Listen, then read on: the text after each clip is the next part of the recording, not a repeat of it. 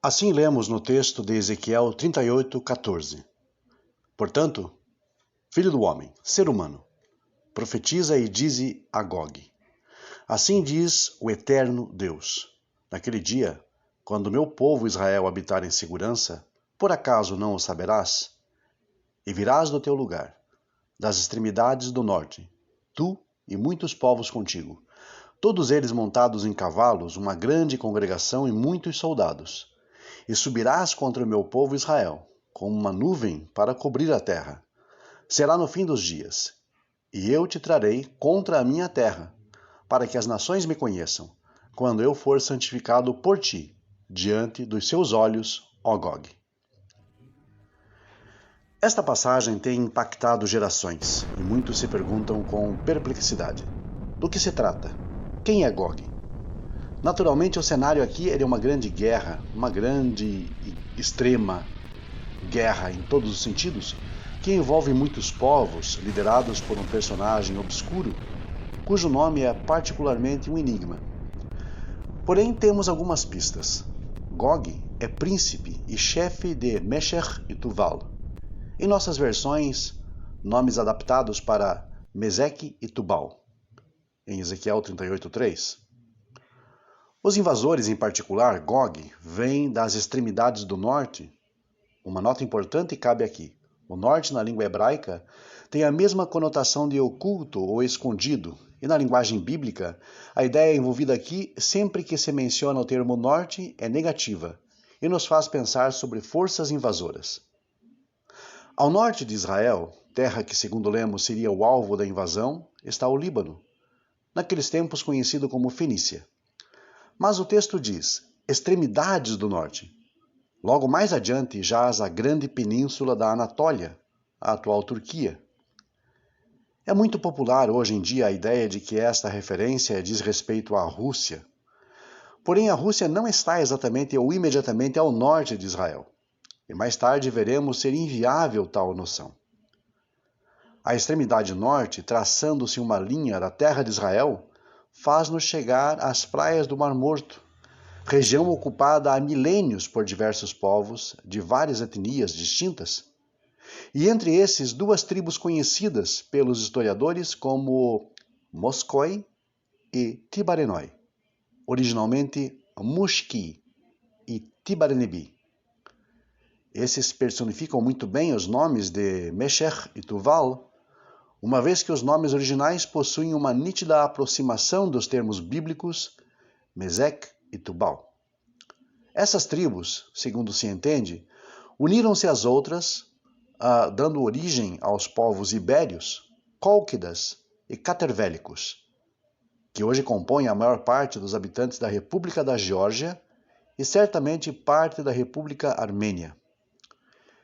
Esses povos são caucasianos e não têm nenhuma ligação étnica ou linguística com os eslavos, as tribos que deram origem aos russos. Logo, a referência a Gog não pode apontar para este povo do leste europeu, que aliás formou-se bem depois dos povos do Cáucaso. Além disso, o termo norte, como dissemos, refere-se a algo oculto e escondido. Como estavam esses povos na antiguidade e seus descendentes ainda hoje, ocultos pelas majestosas montanhas do Cáucaso, parede natural divisória entre a Ásia e a Europa. Não por menos, a região fronteiriça entre a Armênia e a Geórgia era conhecida na antiguidade clássica como Gogarni, ou Gogarena, tendo sido esta região já mencionada por outro nome nas inscrições urartianas em 785 a.C. da Era Comum, notoriamente contemporâneas do profeta Ezequiel. Veja então, nada de Rússia aqui ou de povos eslavos. O profeta falava certamente de tribos que habitavam o enclave entre a Ásia e a Europa, escondidos nos vales das cordilheiras do Cáucaso. Mas, se não é a Rússia, e se os povos do Cáucaso são diferentes do povo russo, E se hoje o povo da Geórgia e da Armênia dificilmente representariam alguma ameaça de guerra para Israel, sendo ambas nações amigas e com um significativo número de judeus, o que devemos então esperar deste relato profético? Como se cumprirá? O relato afirma que essa grande invasão ocorreria no fim dos dias, uma expressão geralmente vaga que diz respeito essencialmente ao fim de um período histórico relacionado ao povo de Israel. Isto se daria, segundo lemos, quando Israel estivesse assentado em segurança, depois de ter sido salvo da espada, trazido de volta, após um período de grande crise. Agora este povo, salvo da espada e reunido em seu lugar, estaria habitando uma terra sem portões ou muros, tranquilo e em paz. Bem, ao analisarmos essas palavras, percebemos que tal não é a realidade em nossos dias. Israel já habita a sua terra, mas não tem nenhuma segurança a ponto de excluir muros e portões. Há inimigos declarados de todos os lados, e até mesmo de dentro da própria terra. E se não enxergarmos essas palavras como uma hipérbole profética, dificilmente poderíamos dizer que isso há de se cumprir ainda em nossos dias. Mas se for por uma linguagem exagerada do profeta, já percebemos que a Rússia não terá nenhum papel preponderante nesse processo.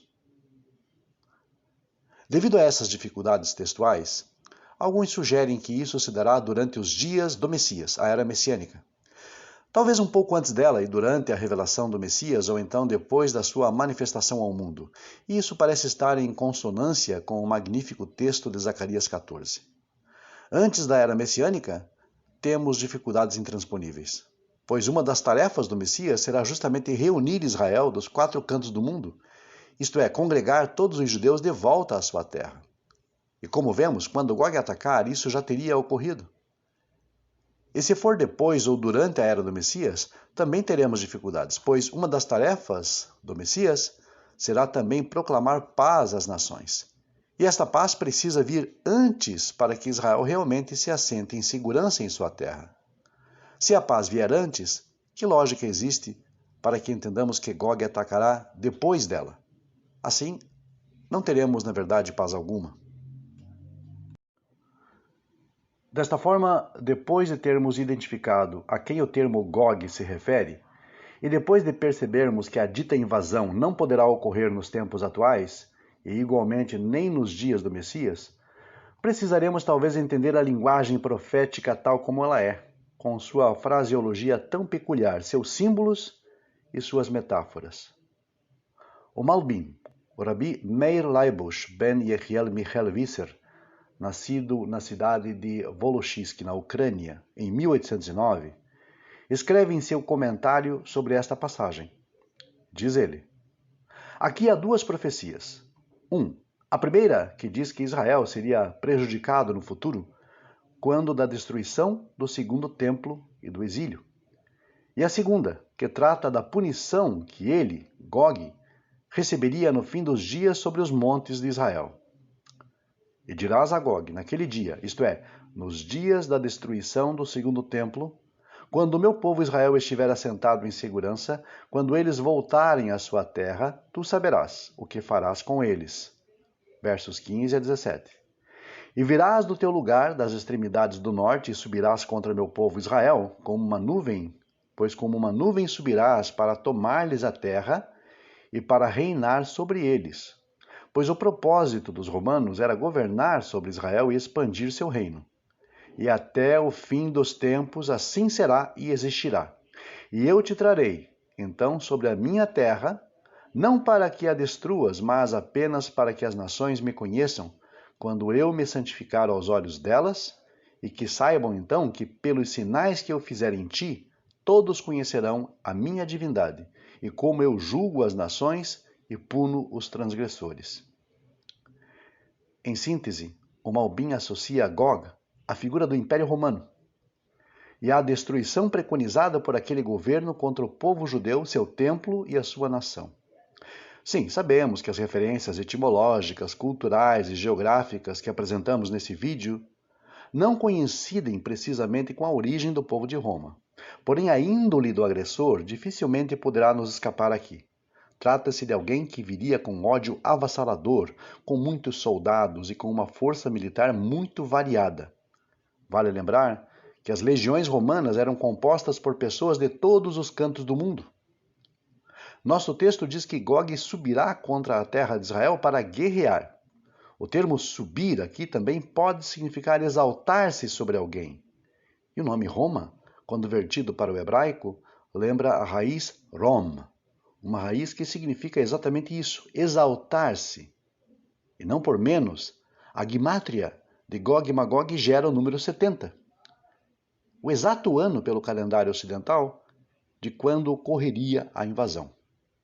O Malbim conclui implicitamente com uma alusão à ideia de que essa tendência de querer destruir Israel seguiria ao longo do tempo e por muitas gerações.